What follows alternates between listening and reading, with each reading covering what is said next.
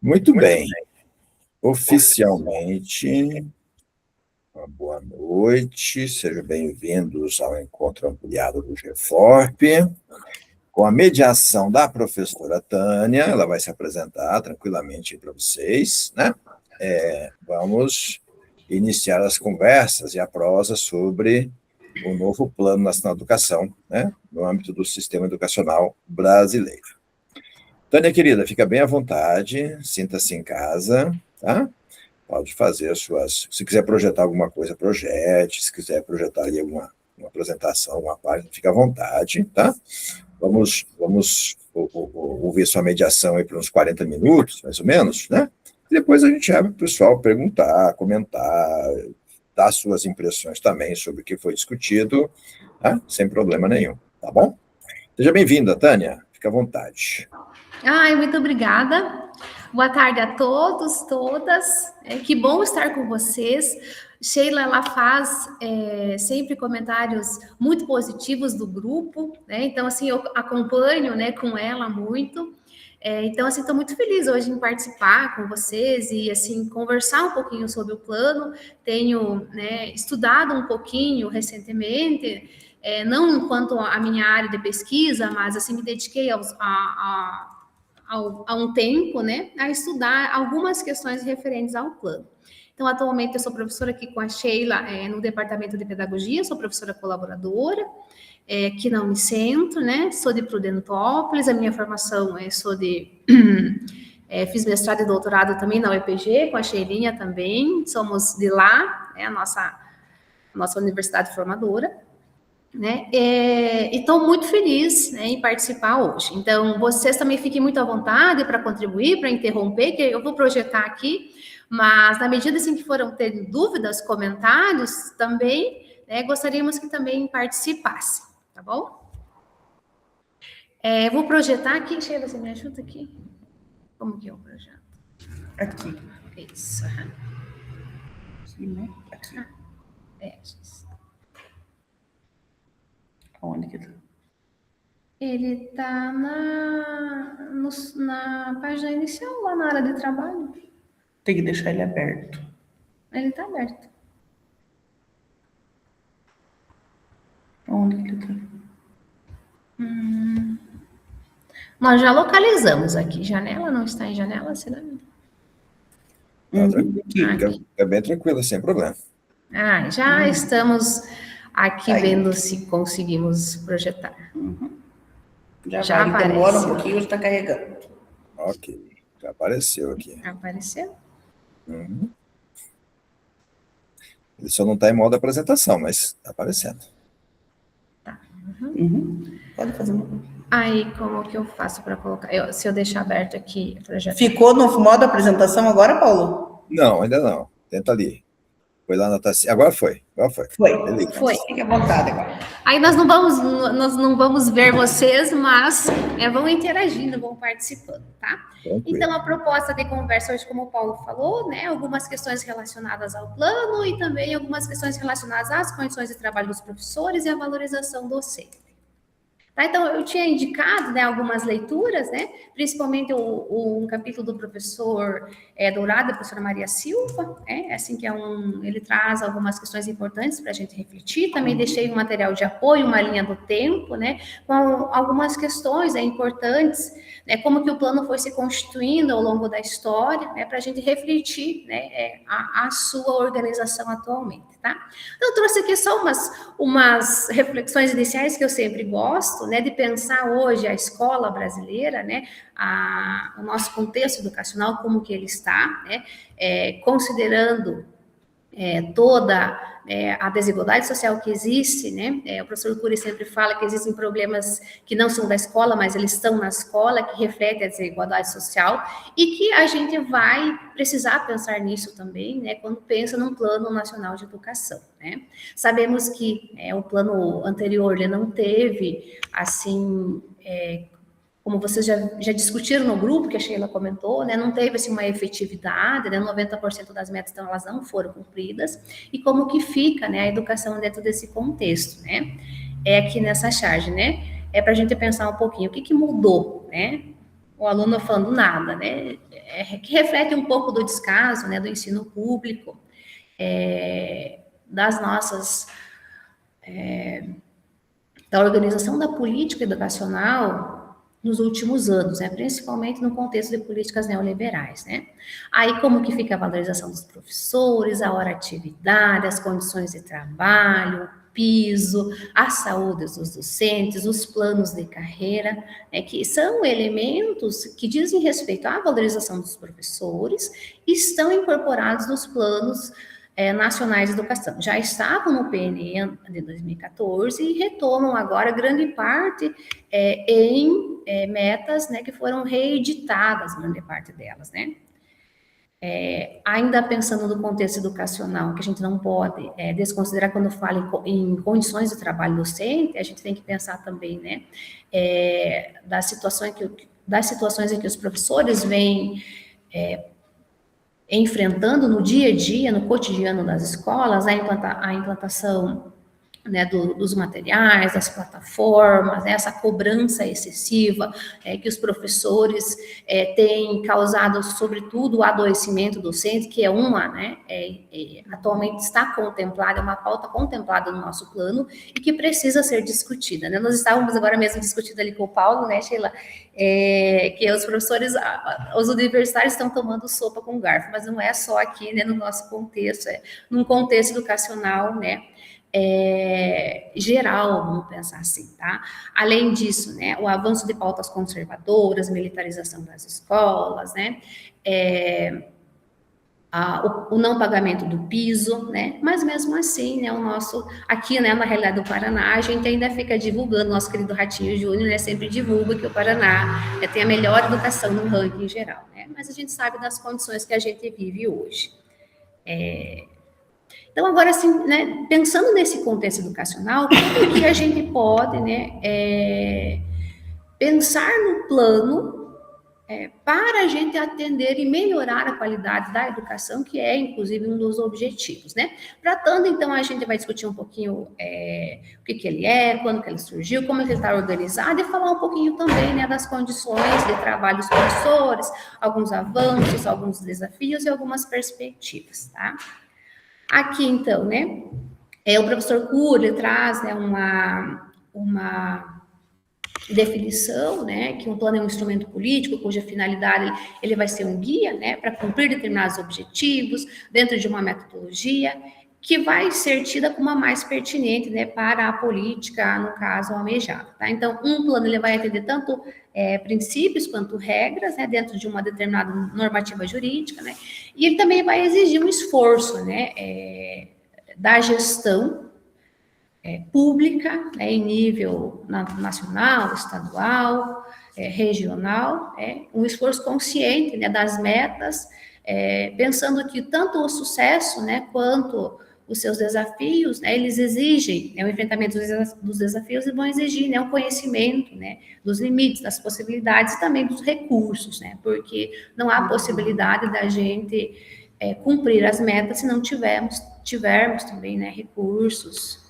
suficientes, tá? Então, aqui só para a gente pensar, então, o que é a valorização docente, antes da gente discutir isso no plano, tá? Então, a valorização docente, ela, né, deve estar organizada, né, ela é um mecanismo constitucional que deve estar organizado, né, nas carreiras, nos planos de carreira dos professores, tá? E a gente tem que pensar também que aqui no Brasil a gente tem uma diversidade de carreiras municipais, estaduais, então isso também traz impactos, né, para a gente garantir as condições de trabalho e a valorização do professor, porque cada município, cada estado, né, tem a sua própria organização dos seus planos de carreira. E ela vai envolver, né, dentro do plano de carreira, a gente vai pensar, então, em condições de formação, né, condições de trabalho e remuneração também, que são elementos fundamentais para a gente pensar, né, a valorização dos professores. Em termos de condições de trabalho, a gente considera, então, quando a gente fala em condições de trabalho, então, uma jornada de trabalho. No caso aqui da educação básica, a gente pensa numa jornada de trabalho que ela seja de 40 horas de uma única instituição, que a gente vem defendido, então, inclusive nas diretrizes, né, Para a valorização docente, a gente tem, dos planos de carreira, a gente tem essa normativa, a garantia de hora-atividade, porque também os professores da educação básica, nem todos têm, a quantidade suficiente de hora-atividade, que corresponde a 1/3 da carga horária de trabalho, 33%, mas na prática, nem sempre isso é garantido. A questão também, do número de alunos por turma, nós sabemos que das condições, que os professores enfrentam, e como eu falei anteriormente, a questão da saúde do trabalhador, a necessidade de pensarmos em políticas de atendimento à saúde dos docentes, dadas as condições que os professores estão vivenciando, atualmente. Além disso, na minha tese eu discuti também as condições de trabalho docente dos professores do campo, que num contexto específico ainda há necessidade de garantia de recursos físicos e materiais que nós não temos ainda, no contexto do campo, quantidade suficiente de profissionais de educação, a questão do regime de contratação também, hoje nós sabemos, inclusive o nosso caso, o meu caso, que a gente é professor temporário, isso não só no ensino superior, mas na educação básica também, e a questão das gratificações, considerando a distância que o professor precisa, para se deslocar até a escola. Então, assim, são questões importantes, são elementos fundamentais quando a gente pensa em garantir condições adequadas de trabalho, conforme, as normativas legais que tratam dessa temática atualmente, tá?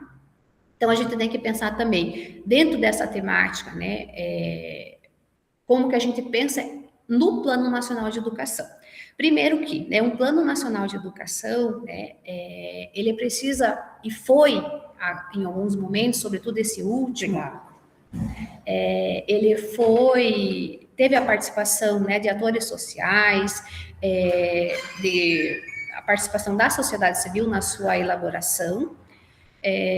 Então, assim, a gente teve um potencial participativo, como o professor Dourado e a professora Maria Silva falam, contudo, a gente precisa pensar criticamente como que o Estado ele vem processando e vem incorporando a essas demandas, tanto é que não tivemos grande efetividade no plano anterior.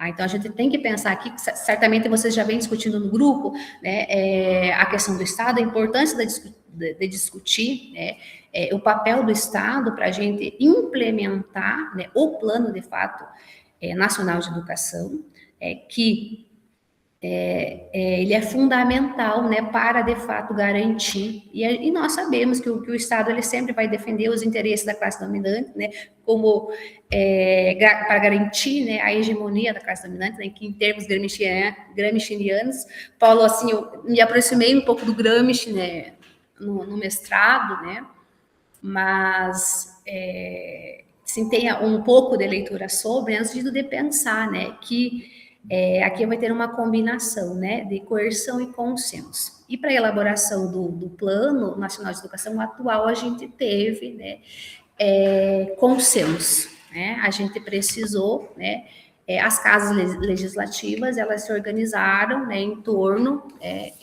de um certo consenso para garantir, de fato, a sua aprovação, agora antes das eleições, que era o objetivo que ele fosse organizado. Tá? Então, assim, para a gente só uma retomada bem rápida aqui, das questões, ao longo da história. Então, assim, a ideia de um Plano Nacional de Educação, ele remonta aos anos 30, aos pioneiros da educação.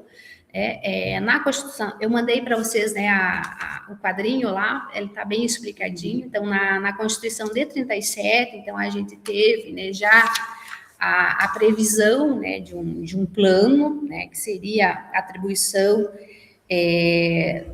do Conselho Nacional da Educação, a elaboração de um plano, mas ele nunca se concretizou.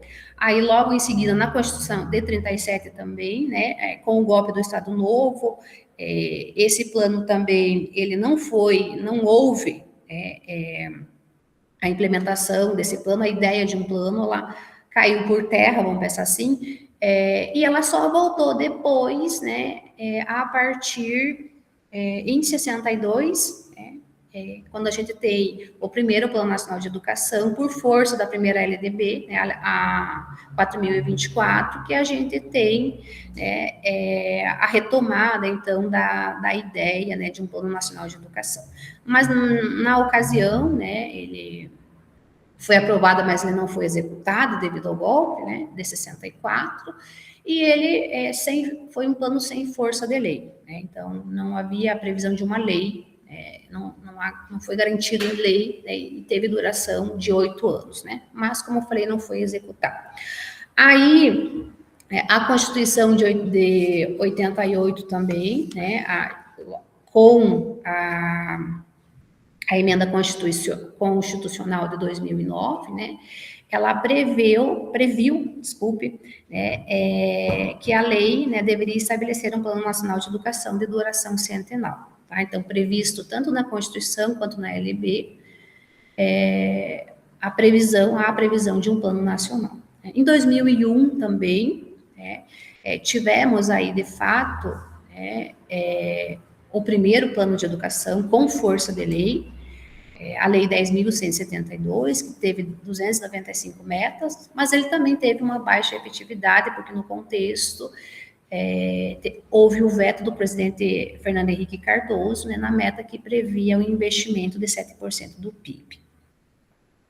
Aí logo, né, o plano seguinte, a partir desse, foi o plano de 2014, né, que teve duração agora até 2025, ele foi prorrogado agora no final, em 2024, né, e teve duração até 2025, a Lei 13.005, tá, 10 diretrizes, 20 metas, 254 estratégias, e nesse plano a gente, como vocês já discutiram no grupo, né, ele teve conquistas históricas, mas um baixo nível de execução, né, tanto é que, sobretudo, aliás, por conta do contexto econômico e político, né, as políticas de austeridade, né, ali no pós-2016, né, após o golpe, então a gente teve, né, como a gente sempre fala, o Plano Nacional de Educação ele foi natimorto, né, então a gente não conseguiu prever, né, principalmente por conta, né, da emenda constitucional, né, que previu, né, em 2016 o novo regime fiscal, e ele, né, inseriu um teto de gastos, né, na área social, inclusive, né, para a área da educação. E em 2023, já no governo Lula, né, então nós vemos assim, nesse período, né, não houve, então, uma previsão de recursos, enfim, e não houve também, né, uma possibilidade de priorizar a educação, né, na agenda educacional. E que a gente vê isso ainda, né, no atual governo Lula, né, porque a gente tinha mais expectativas, né, mas com o regime fiscal sustentável que a gente teve em 2023, né, a Lei Complementar 200 de 2023, né, ele também impõe um teto de gastos, né, a professora Olinda Evangelista e os seus colaboradores, eles falam, né, que o atual governo ele não tem qualquer interesse em resolver os problemas da educação, e esse novo arcabouço fiscal ele vai dar uma continuidade, então, a penúria, a asfixia das políticas públicas que já vinham, né, que a gente já vinha tendo nos últimos governos. Em 2024, aí, né, nós tivemos, então, né, a aprovação do plano, a prorrogação do Plano Nacional de Educação pela Lei 14.934, né, e também iniciamos o projeto, a tramitação, né, do PL 2614, que propunha, então, um novo Plano Nacional de Educação. Então, ele vai estar sendo, né, discutido, então, desde 2024. E agora, em 2026, ele foi aprovado, né, pela Lei 15.388, com 19 objetivos, 73 metas e 372 estratégias. E dentro desse contexto, também foram, né, aprovadas normativas que tratam da valorização docente. Eu deixei ali algumas, né, no anterior, em 2008, a lei do piso, que ela é fundamental para a gente pensar que ela vai garantir a hora-atividade dos professores, que ela vai garantir também planos de carreira e remuneração adequados, né? Foi no primeiro governo Lula, então, assim, foi uma conquista bastante importante, e agora também, em 2024, nós tivemos as diretrizes para a valorização dos profissionais de educação, que também vem, né, reiterar as normativas anteriores que a gente já tinha previsto nas políticas de valorização docente. E agora, recentemente, em 2026, né, a gente tem a Lei 15.360, que ela vai prever, né, condições mínimas para as escolas, considerando, né, que as escolas que não têm energia elétrica, não têm saneamento básico, não têm, de fato, né, condições mínimas para, e condições adequadas para o trabalho do professor. Então, o plano na Constituição Federal, né, ele vai prever, né, uma duração centenal, com objetivos, no sentido de pensar articular ao Sistema Nacional de Educação em regime de colaboração, né, definindo metas, objetivos e estratégias. Na LDB também, né, cabe, né, a União elaborar o Plano Nacional de Educação, né, em colaboração com os estados, os distritos e os municípios. Também não podemos esquecer, né, de destacar o papel da CONAI, né, na elaboração dos planos, né, no sentido de mobilizar a sociedade civil, como eu falei, né. Tivemos em março de 2010 e abril, né, as conferências, e depois em 2024, agora, né, quando iniciaram essa discussão, de 28 a 30 de janeiro, então começou-se a discutir, né,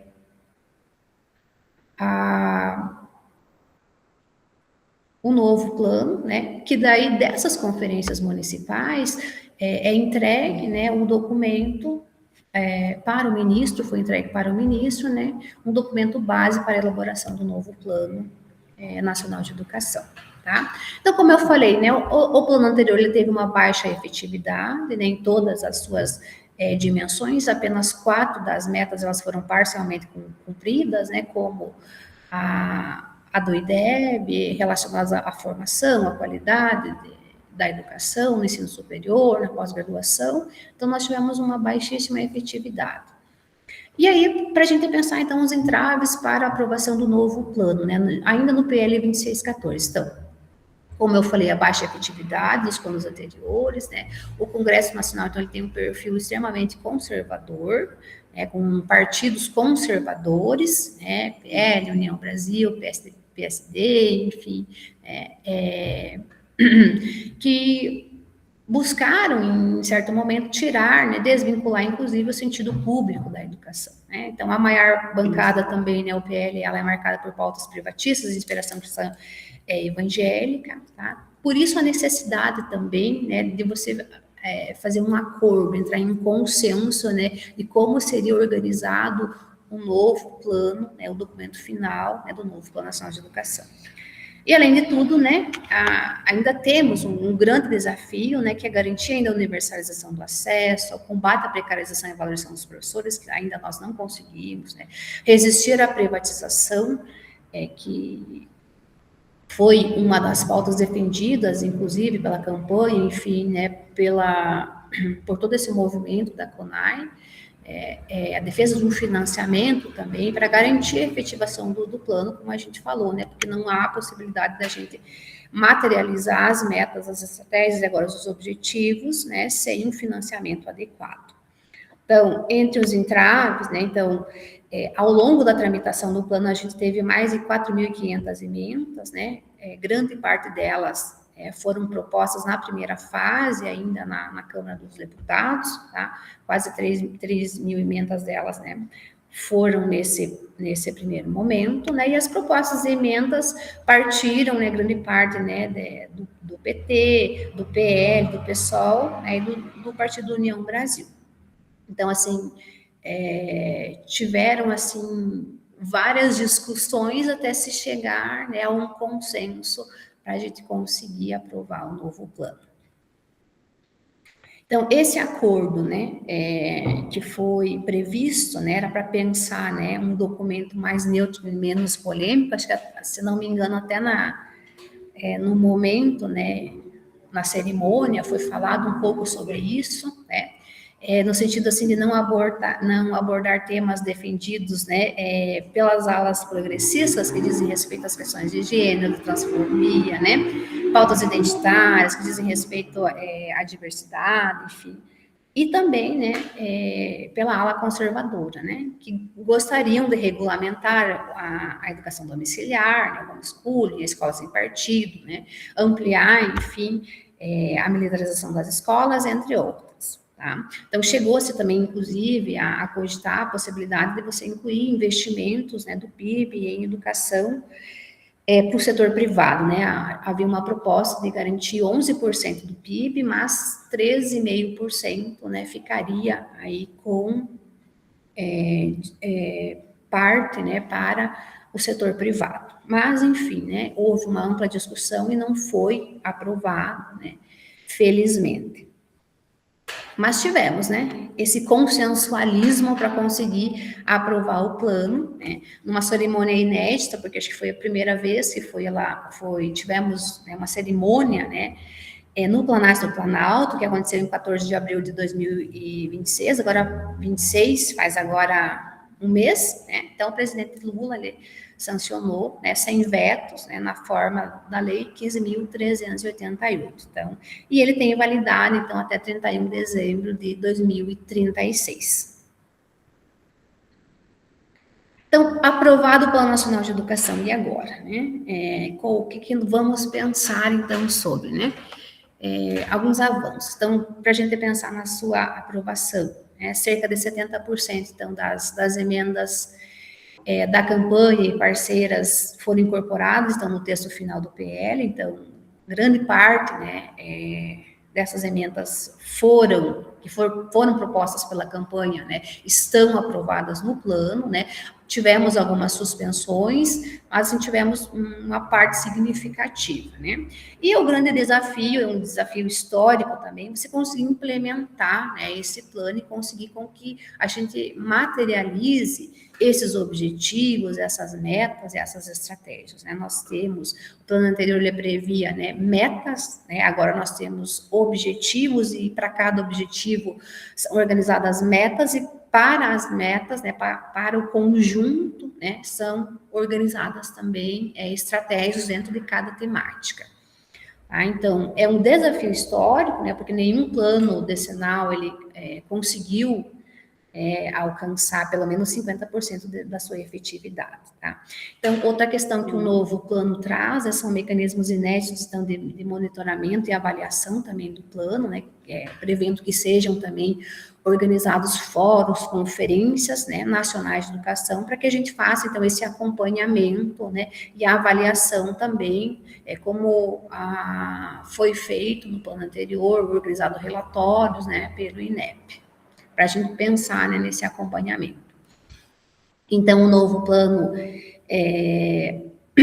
ele grande parte das metas dele, assim, uma análise bem geral, né, não quis, assim, trazer, sem pensar nesse primeiro momento em especificidades, né, grande parte das metas, elas foram reeditadas, né, tivemos, assim, alguns avanços, né, que foram debatidos pela campanha, enfim, pelas entidades, que era no sentido de você pensar, né, a questão que entrou aqui como novidade, vamos pensar assim, né, a questão da educação ambiental e o enfrentamento das mudanças do clima, a questão da educação escolar indígena, educação do campo, educação quilombola também, que nós não havíamos previsto no plano anterior, né, só que daí, como eu mencionei, questões relacionadas, né, a questões étnico-raciais e de gênero, elas foram, né, suprimidas nesse texto, tá? Então, há também previsão, né, de atendimento ao público-alvo, né, da educação especial,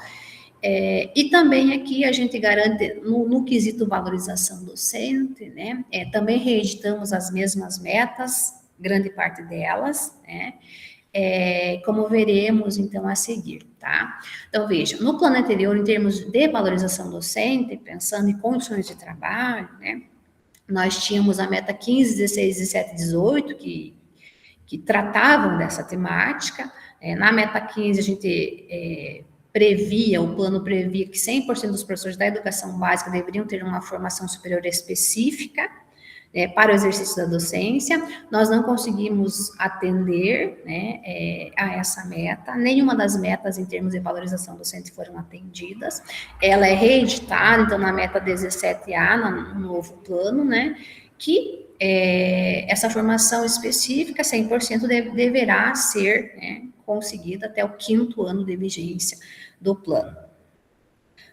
A meta também relacionada à formação dos professores, né, de 50% da educação básica com pós-graduação e 100% com formação continuada, também não conseguimos nem 50%, né, essa mesma meta, ela também, né, ela é reeditada, né, no plano atual, na meta 17F, né, com 70% dos professores de educação básica com pós-graduação. A meta 17 também do plano anterior prevê equiparação salarial, que nós também não conseguimos, né, não chegamos a 90%. A equiparação salarial que a gente fala, né, aí pensar que a gente tem um piso nacional para o professor, mas mesmo a gente tendo um piso, a gente não conseguiu equiparar o salário dos professores às demais profissões com a mesma escolaridade. Então, o objetivo é justamente isso, né? Buscar aos poucos diminuir, né, essa diferença que há, né, entre o salário, né, dos professores e as demais categorias. Além disso, né, a garantia de planos de carreira e também, né, a garantia do piso profissional nacional, que também não conseguimos atingir, que também foram reeditados, né, a meta 17C, né, ele prevê também planos de carreira com o piso, né, e 1/3 de hora de atividade, que a gente já tinha no plano anterior, estamos agora ainda, né, mantendo isso. O plano ainda prevê, né, que 70%, aliás, né, 30% dos professores, né, apenas 30% dos professores não sejam efetivos, né? Então, isso significa que 60% dos professores, né, devem ter cargo efetivo, né, concurso público, até o 5º ano de vigência. Além disso, né, temos a meta 17E, né, que vai prever ainda que 70% dos concluintes, né, dos cursos de pedagogia, das demais licenciaturas, eles alcancem ainda um padrão de desempenho do INATE, né, do Exame Nacional, né, aqui também, né, previsto que a gente não tinha no plano anterior. Além disso, temos ainda sobre as condições de trabalho do professor, a estratégia 17.16, que ela vai falar, né, da jornada de trabalho no único estabelecimento escolar, como as políticas de valorização docente já vêm defendido, né. Além disso, a estratégia 17.17 prevê também a política intersetorial de atendimento à saúde, como eu falei, que é extremamente importante a gente discutir sobre isso, né? E a meta 19 ainda, que ela vai falar sobre, né, a gestão, o financiamento e a infraestrutura, que ela vai prever de condições mínimas de infraestrutura e funcionamento, né, das escolas. Você vai me falando do tempo aí. Tá quase? Daniela? Oi.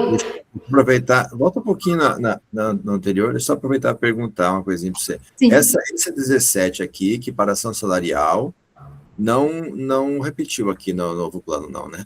Tem a meta 17B. 17B. Isso, a segunda ali. Ela também. Equiparação. Equiparação salarial. Temos ela também reeditada no novo plano. Achei, beleza. Além de tudo, né, o financiamento, né, 7% do PIB até o 6º ano de vigência, né, e 10% até o final, né, até o 6º, 7% e 10%. É importante a gente falar do financiamento, como eu falei, né, não há possibilidade de você implementar um plano sem um financiamento adequado, com insumos adequados, né, para a gente garantir as condições de trabalho, a avaliação dos professores, né, que é a nossa discussão no contexto. Tem tempo aí? 18, 17. Pode falar. Tem bastante material. Não, eu vou falando na medida em que Pode ficar também. Vocês vão me falando aí, Paulo, porque às vezes a gente se empolga, né? Então, os próximos passos, vou tentar aqui, né, apressar. Tá ótimo. Os planos, então, né, eles têm agora prazos, né? Os planos estaduais e municipais, eles têm um período agora para serem elaborados, né? Os estados e o Distrito Federal tem 12 meses e os municípios têm 15 meses.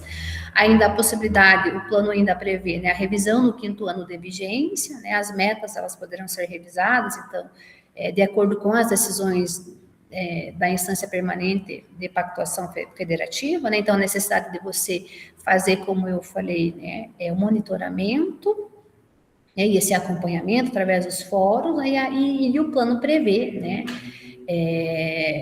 essa possibilidade agora. Tá? Então, o INEP deve de publicar, né, o monitoramento a cada 2 anos. Tá? Então, anos 2, 4, 6, 8 e 10.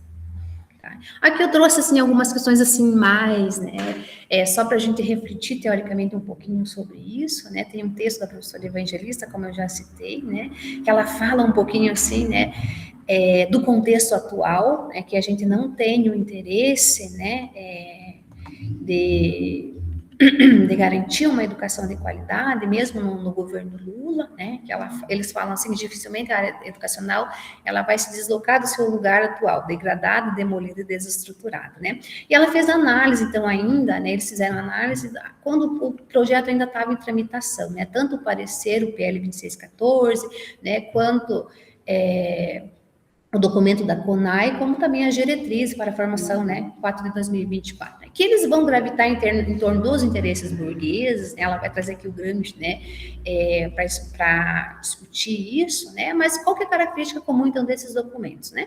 É um projeto formativo direcionado ao controle da classe trabalhadora, né, cujo elo de transmissão seria o professor. Tá? Então, assim, é um modelo, né, é um documento, né, que eles mesmos falam, né, que ele está em acordo com os interesses, né, do capital, né, com as organizações internacionais, que ele vai ser apropriado, higienizado, revestido, né, de interesses locais, né, mas o plano de fundo sempre vai ser, né, essas organizações, o Banco Mundial, né, para atender os interesses, né, públicos, inclusive, né, os interesses não públicos, né, os interesses vigentes nesse contexto, tá? E daí, qual que fica daí a tarefa atribuída ao professor, né? Se as condições materiais não forem dadas, né? Em termos de condições de trabalho, né? Quem que vai ser responsabilizado com isso vai ser o professor. O que a gente vive hoje, né? Infelizmente, a gente não consegue garantir condições adequadas de trabalho, valorização do professor, né?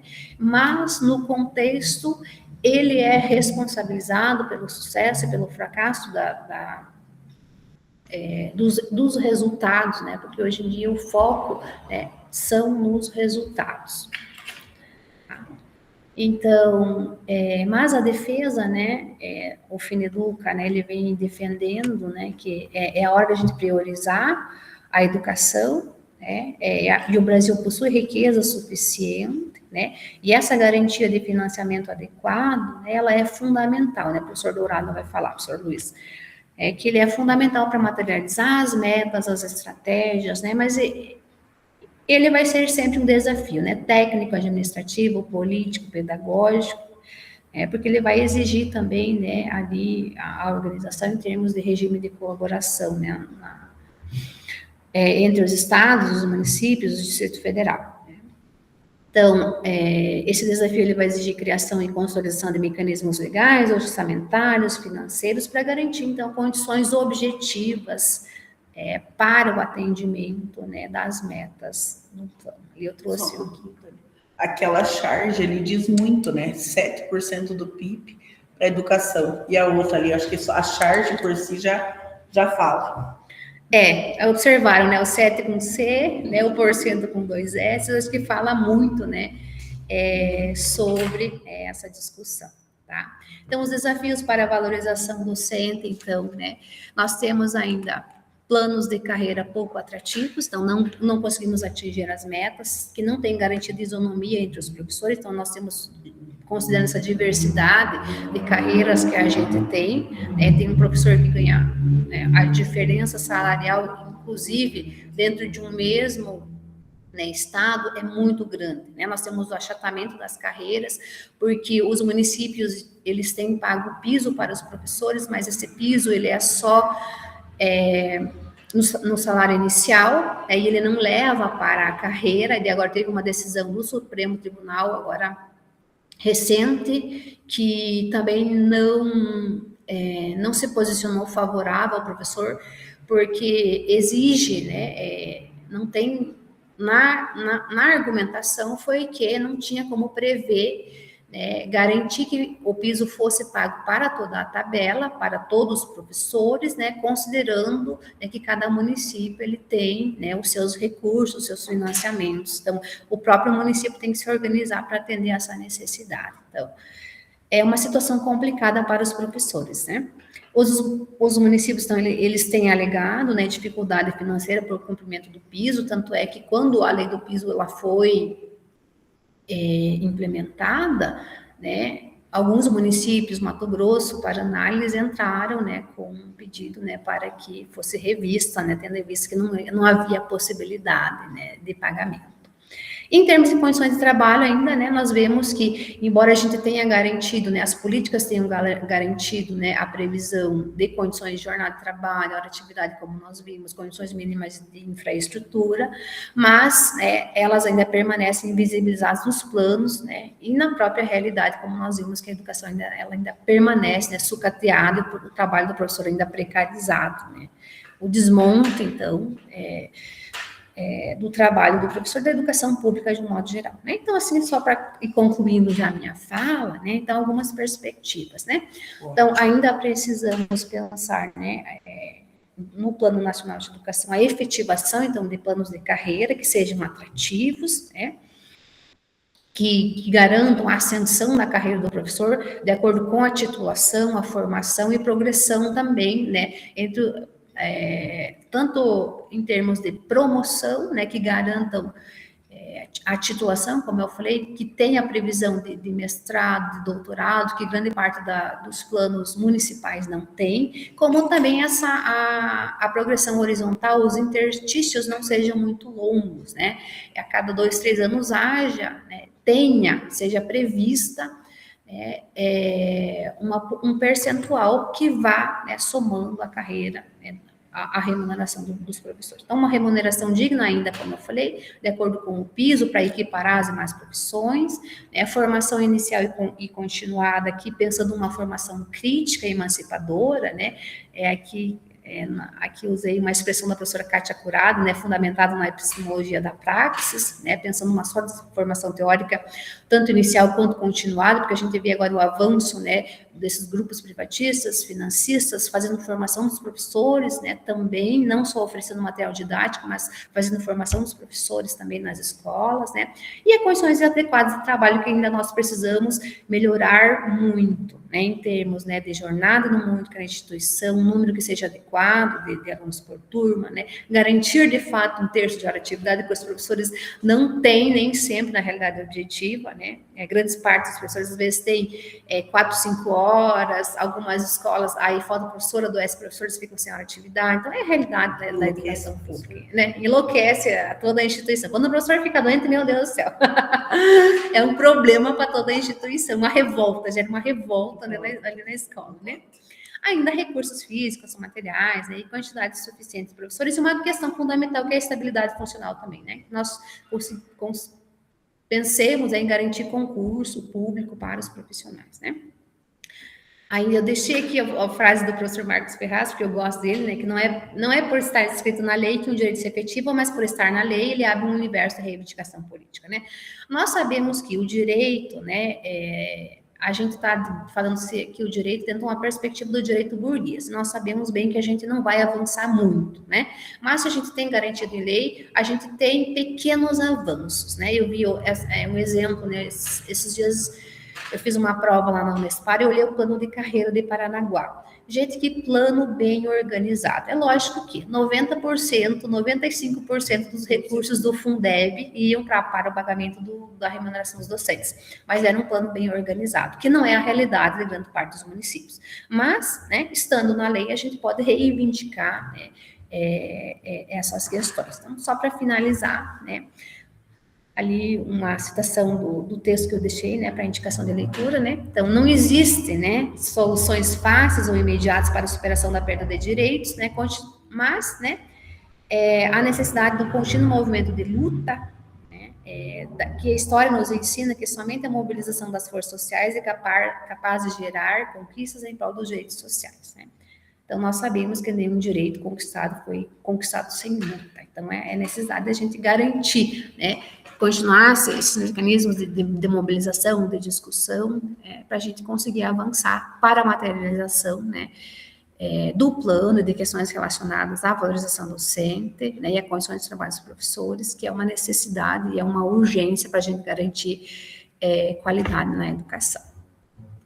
Gente, era isso, né? Não sei se estou aqui dentro do meu tempo, mas agradeço vocês, né, por terem me ouvido, enfim, né, por participar desse momento. Muito bom, Tânia, muito bom. Aliás, além daquele que você já passou para mim aqui, para eu passar para o grupo, se puder passar essa apresentação também, eu também encaminho para o grupo, tá? Acho que tem muitos referenciais, inclusive, além da organização que você fez, tem muitas referências ali. Sim. Importante para o pessoal poder ter acesso. Tá bom? Tá bom, faço sim, Paulo. Muito bom, muito bom. Né? É isso aí, né? Um olhar sobre o que foi construído, né? Que demonstra também os desafios, né, possíveis avanços e desafios que permanecem, né, são permanentes na luta histórica no campo da educação, né? E o Plano Nacional de Educação não estaria fora dessa luta histórica, né, no campo da educação. E seria meio estranho a gente achar que ele seria uma coisa, né, que estaria deslocado desses enfrentamentos, dessas disputas, né, em jogo no contexto brasileiro e também internacional, de modo geral. Tá?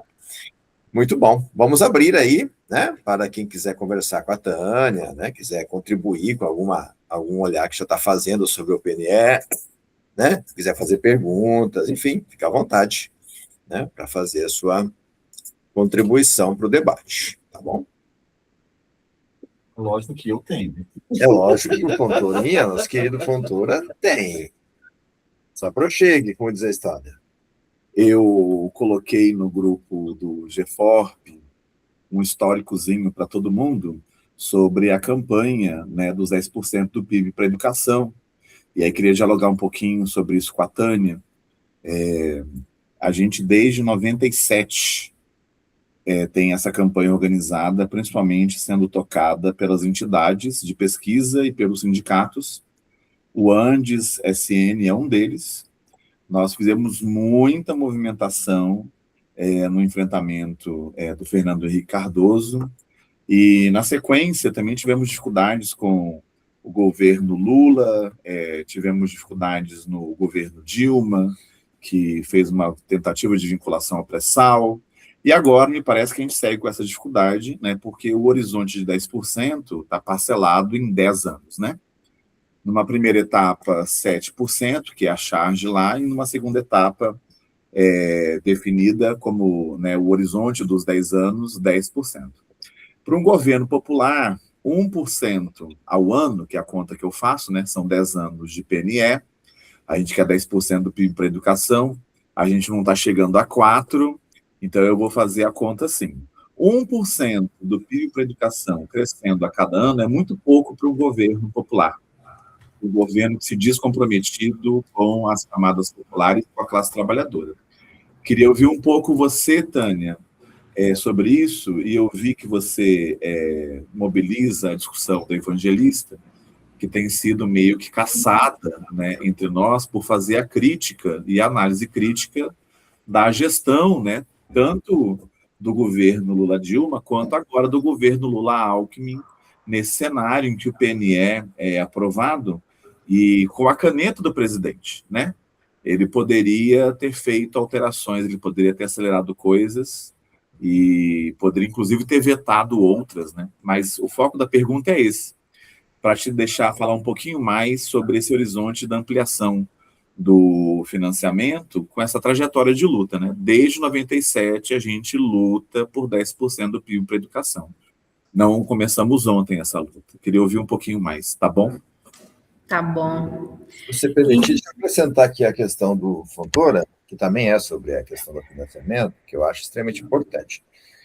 Porque, veja, desde a formalização da agenda neoliberal na década de final de 80, né, entrando para a discussão do PNE com o primeiro PNE lá no AC, já foi entendido pelo Estado brasileiro de que o problema fiscal na economia neoliberal é a educação, é saúde, é investimento primário do Estado. Quando a gente foi para o segundo PNE e a ideia da vinculação constitucional de uma trave fiscal, que é o teto de gasto, que não é qualquer lei, é uma lei que altera a Constituição, a gente sacramentou a ideia de que a educação é o problema fiscal do país, né, que deveria ser a solução. É o problema fiscal do país.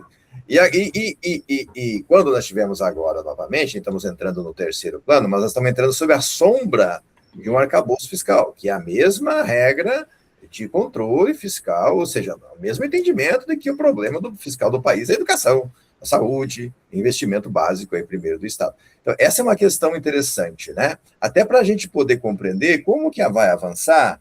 As metas estão preocupadas com a condição de trabalho, de valorização docente, né? Que é aquela que você trabalha bem ali, os itens, né? É interessante ouvir um pouquinho como é que você está fazendo a leitura disso, né? Articulando as perguntas aqui entre eu e o querido Fontoura. Que daí para fazer pergunta a gente é irmão, né? Exatamente. Então, veja, né? É muito complicado discutir sobre isso, primeiro, né? O professor Dourado, Luiz, ele vem falando, né? Que a meta de financiamento é um desafio histórico, como o professor falou, né? Não é de hoje essa pauta, né? O plano anterior, nós chegamos apenas a 5% do PIB, né? E, de fato, não há possibilidade de a gente implementar sem a disponibilização, né, de recursos, né? Eu fiz umas leituras no campo do financiamento, né, e que os autores, às vezes, vêm indicando a necessidade de uma maior participação da União, né, a vinculação dos recursos, mas essa vinculação não é suficiente, né? A gente tem um custo aluno, né, ainda que ele é muito baixo, vamos pensar assim em termos, né, para você transferir os recursos. A gente teria, né, o plano prevê, inclusive, a ideia de um custo aluno qualidade, que a gente possa garantir insumos indispensáveis, né, que entra aí a questão da valorização docente, que que ela tem um peso maior, né, porque, veja, grande parte dos recursos transferidos pelo Fundeb, eles vão, né, 70% agora, conforme o Fundeb, eles vão para a questão, a remuneração dos professores. Então, a gente precisaria, né, de uma maior participação da União, né. Além disso, né, garantir a defesa colocar em prática a ideia de um custo aluno qualidade inicial, que daí não são a partir, que a gente tem uma ideia agora de financiamento, né, pensando num gasto mínimo por aluno. Aqui, na ideia de um custo aluno qualidade, a gente pensaria num gasto por aluno que seja adequado, né, e que a gente consiga incorporar todos esses insumos que dizem respeito à valorização dos professores, a quadro de esportes, condições de trabalho, infraestrutura, né, e que seriam necessários para a gente garantir, de fato, uma educação de qualidade, né? Mas tudo isso, né, precisamos, aliás, né, de maior investimento, de maior aporte, né, da União, e ainda agora, né, a necessidade da gente pensar também, né, como que isso vai ser articulado, né, com a aprovação do Sistema Nacional de Educação, né, como que vai ser organizado também isso, para a gente pensar em avançar, né, mas sem a previsão de mais recursos, e que, como o professor Fontoura falou, não tivemos anteriormente, e assim, a previsão também, né, na leitura da professora Evangelista, né, e a previsão não é das melhores, no sentido, né, de que, né, considerando o novo regime fiscal que a gente tem. também. Então, assim, é um campo, professor, bem complexo, né, para a gente pensar. Vocês estão me ouvindo? Porque aqui sumiu o rosto de vocês. Ah, é? Aqui a internet de Três Lagoas, ela é meia cansada. Ela demora para reagir. É daqui, quando há previsão de chuva em São Paulo, aqui já caiu. Não, nós estamos ouvindo sim. É isso, né? Eu acho que veja, né, Tânia, eu acho que isso é interessante, né, doutora, porque, veja, e eu acho que acho que, inclusive, eu estava lendo o relatório da CONAI, nem a CONAI não aborda direito isso, né? Não. Porque para todo o conjunto de metas, estratégias, objetivos, metas, estratégias que a gente levantou e apresentou, tanto da CONAI quanto agora no documento, na versão final do PNE, nós precisamos necessariamente investir muito no campo da educação.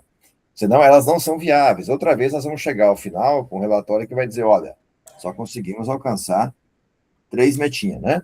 Por quê? Porque ela não é viável, nós precisamos desse investimento. E para que essas questões sejam viáveis e o aumento em recursos seja viável, nós temos que enfrentar uma questão que é a revogação de política de controle fiscal do orçamento público. Exatamente. Se a gente não fizer esse enfrentamento, não vai ser... o trabalho, a disputa pelo orçamento, ela vai facilmente ser justificada assim, olha, se eu investir a mais do que está previsto no arcabouço, eu vou sofrer um impeachment. Pronto, acabou a argumentação. Então, a gente não consegue avançar nesse aspecto. Aí todas as metas demais vão ficar profundamente achatadas, comprometidas, né? De fato. Eu acho que essa é uma questão bem interessante, até para poder pensar a questão das condições do trabalho docente, né? Que o trabalho docente está numa situação muito difícil. Semana rodamos uma imagenzinha ali que 90% dos professores estão com um problema de saúde mental. Uhum. Exatamente. O resultado da precarização, que é um projeto, não é um... Exatamente. É um projeto. Do mesmo jeito que o FHC vetou o item do PNE da gestão dele, que já propunha ali, a partir da nossa reivindicação, os 10% do PIB, o parcelamento no atual PNE, né, e deixando mais para frente os 7%, que já podia ser imediato os 7%, para chegar a 10% em uma década, é também uma forma de dizer, olha, a gente está propondo metas que não vão ser alcançadas, porque eu não as alcanço sem recurso. Tem metas que precisam da vinculação, do aporte. E aí a gente começa a suspeitar, né, da condição de engodo desse novo PNE. O passado, à medida em que você faz análise das metas que a gente não alcançou, você percebe que ele foi um engodo, porque também pecou na questão dos recursos. Então, a gente está vendo o anúncio de uma nova possibilidade. E aí, queria começar com os mais jovens. Vocês estão vendo aí a minha cara e a cara do Paulo, né, de gastos, os cabelos brancos. Quando a gente foi jovem, a gente estava nas caravanas para Brasília para pressionar o Senado, para pressionar o Congresso e o chefe do Executivo para fazer o pouco de concessões que eles fizeram. Isso dá origem a 93/94/96, a uma cultura de PNE que hoje a gente vê instituída, mesmo que a gente tenha tido esse atraso entre um PNE e outro, nesse cenário em que a gente teve, né, o governo Bolsonaro como um grande problema. Mas a gente percebe uma tendência, a partir da fala da professora Tânia, né, de constituição de planos que não são execuíveis por conta de não ter o aporte financeiro. Então, isso é importante para os mais jovens perceberem que há uma tendência.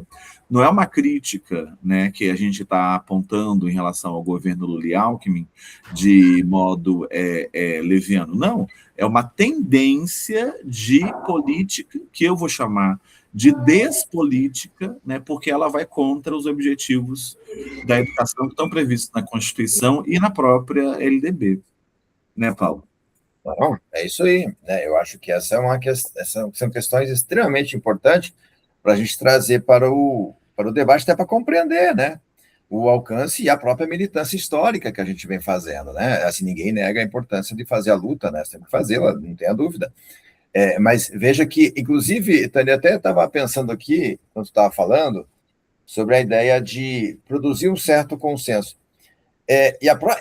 Essa tese que o Fontoro está levantando, que há uma tendência e, portanto, é uma relação que dá para perceber, fazendo um pequeno exercício de futurismo, que ela não vai se efetivar. Assim, para quem é de direita, extrema-direita, fazer consenso em cima de uma proposta que ela não vai se efetivar é tranquilo, é fácil fazer o consenso, porque ele está vendo, ó, não tem recurso, tem métricas fiscais estabelecidas, esse plano não vai se efetivar, então por que eu vou fazer um enfrentamento exaustivo? Não, pode deixar aprovar. Então, o próprio exercício da produção da política em si, ela é facilitada pelas próprias condições concretas da tendência que está posta de serem planos e propostas que não vão ter, de fato, efetivação. Essa é uma tese que a gente pode, inclusive, levantar, né? Entendeu? Como é que é? Ficou mais fácil até produzir um certo consenso ali entre tantas contradições, né? Vamos assim dizer, hipoteticamente. Por quê? Porque ao ler o documento, você dizer, bom, sem recurso não vai dar para alcançar isso aqui. Então, sem recurso é engodo. Então, vamos embora, né? Vamos aprovar, vamos lá. É fácil de produzir o consenso em cima disso. Isso é interessante a gente poder ampliar, inclusive, o nosso próprio debate, e ir para aqueles espaços que a gente consegue debater, né? E conversar e dizer, ó, é interessante a gente perceber isso. E talvez a evangelista está exatamente com palavrinhas menos agressivas que nós, né? Mais chique, mas está falando exatamente. Acadêmicas. Mais acadêmica, ela está falando exatamente isso, né? Está dizendo, ó, nós estamos produzindo uma coisa que não tem perspectiva de dar certo, de melhorar a vida e a condição do trabalho na escola, né? É isso aí, não, é isso aí. Estamos afinados aqui nas discussões, né? Vamos passar para a Ligia, senão nós vamos ficar só nós dois falando. Ligia. A dupla.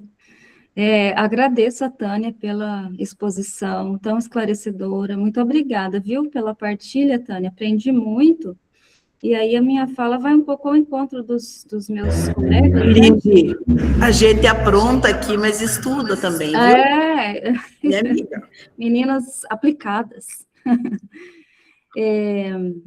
E aí, tanto Paulo quanto Fontoura, né, reiteraram o que você anunciou aí na sua apresentação, né, Tânia, que se a educação é considerada um problema fiscal, como é que essas metas vão ser cumpridas, né? O Paulo falou dessa necessidade de revogação dessas políticas de contenção de gastos, mas como?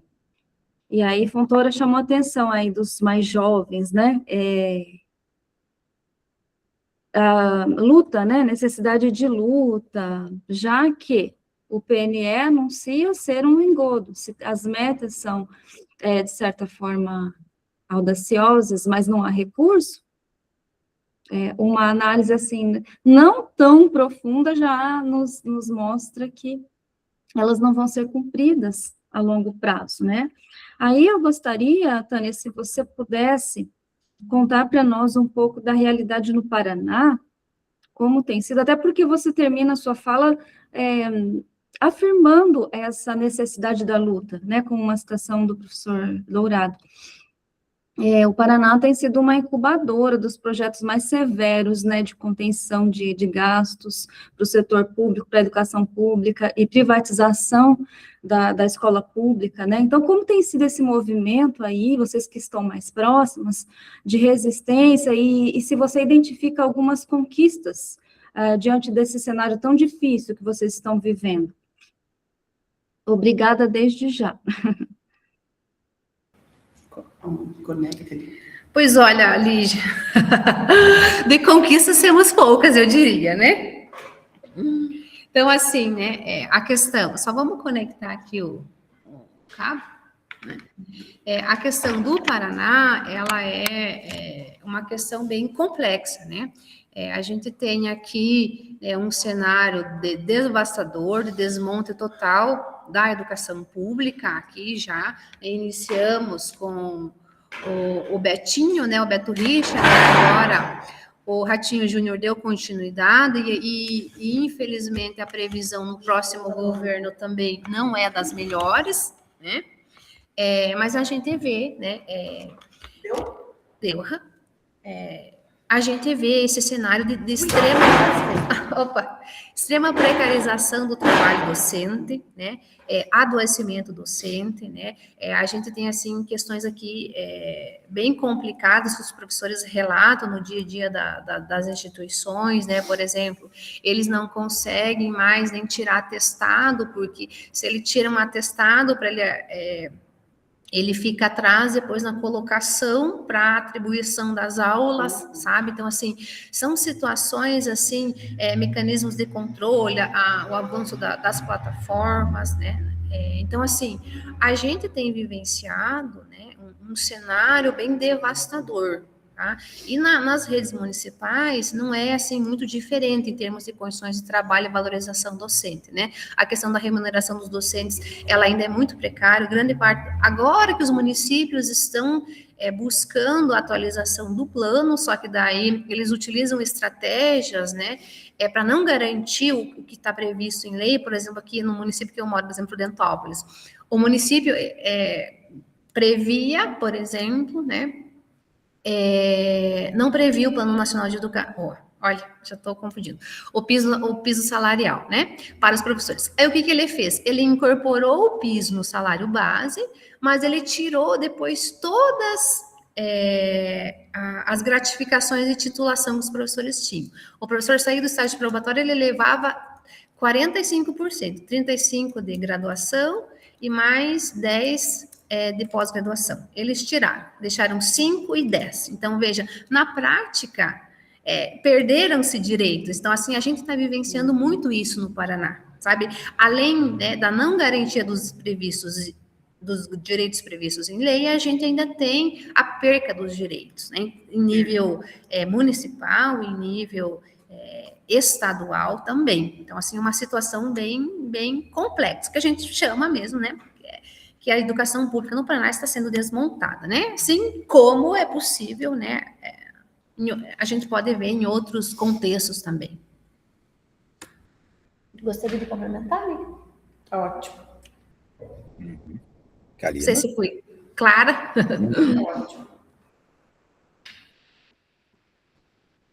Kalina, pode ficar à vontade. Tânia, boa noite a todos. Parabéns pela sua apresentação, por ter nos presenteado, né, com essa abordagem tão clara, tão prática, né, sobre essa aprovação do novo Plano Nacional de Educação. E junto com a sua fala, mais a do Paulo, mais a do Cantora, eu fiquei refletindo que diante de tantas contradições, né, históricas registradas com relação à implementação, à execução dos planos nacionais de educação,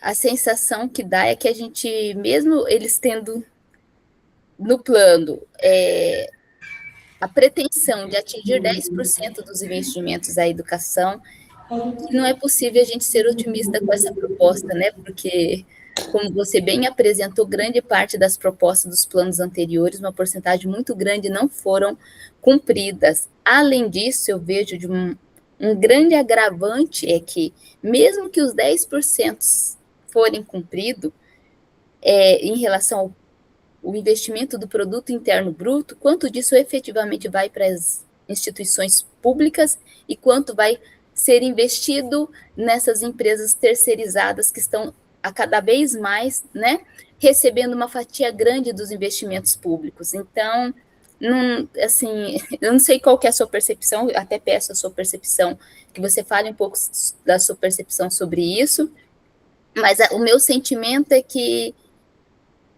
não é nada promissor. Mesmo que aumentasse hoje para 10%, com certeza aumentaria numa proporção muito maior os investimentos na iniciativa privada, afinal de contas, né, eles são mais eficientes, né, no processo de gestão empresarial, né, do que nós somos. Então, eu só queria fazer essa contribuição e que você falasse um pouquinho a respeito.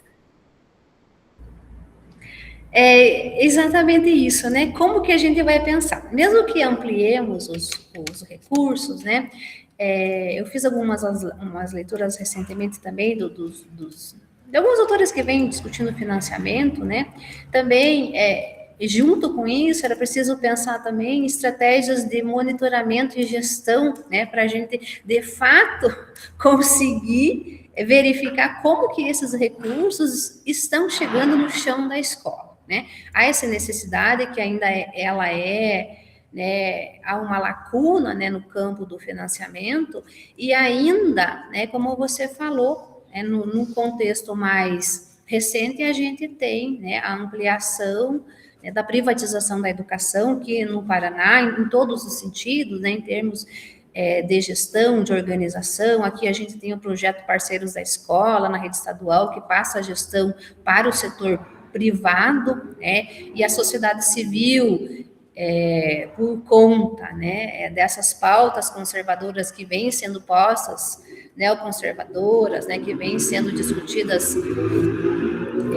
recentemente, né, muitas têm aderido, né, a essa discussão, né, e têm aceito, né, então a gente vê, né, algumas escolas, né, aceitando essas propostas, algumas escolas fazem o enfrentamento, né, de fato, para garantir que a escola continue sendo pública, inclusive, né, esse era um dos objetivos das proposições da campanha, né, da educação, no sentido de garantir que a educação continue sendo pública, né, mas a gente sabe, né, que a previsão, né, não é muito positiva, né, como nós já falamos nos planos anteriores, né, como que isso vai se concretizar, né, para de fato garantir, né, a implementação, a materialização dessas metas, né, no próximo decênio. Então, de fato,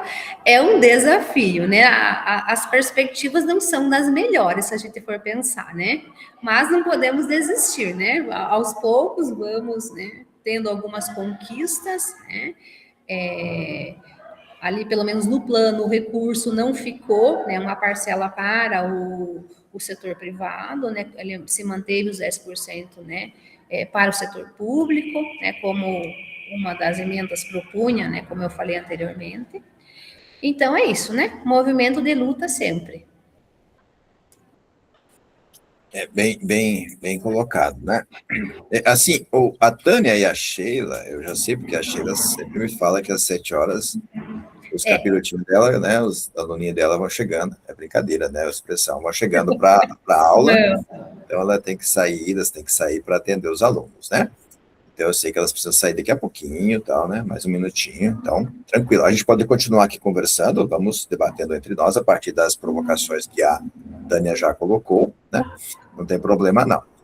E deixa eu aproveitar também, já aproveitando assim, agradecer muito de coração a Tânia, a disponibilidade dela em trazer este olhar, né? A percepção, as leituras que ela vem fazendo em relação ao plano.